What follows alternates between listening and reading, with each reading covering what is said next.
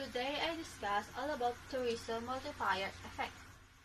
The multiplier effect refers to the proportion amount of increase and decrease in final income that result from an injection or withdrawal of spending.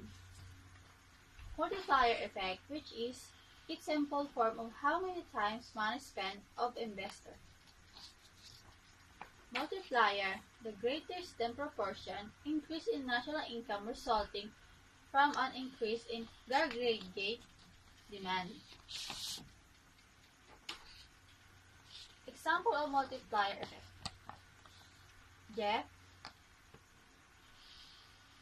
goes out to eat and tipped his waitress Jane. Jane buy a highly dressed from Pinky.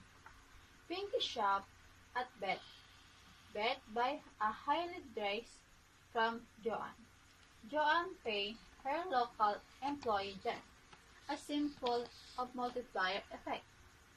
Multiplier effect in calculate as change in income, change in spending, and is used for companies to assess investment facilities.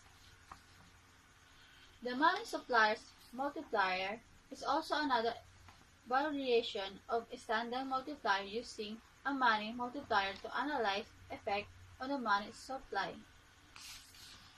Money spent in hotel help to create job directly in hotel, but it also create job indirectly in the economy. Thank you.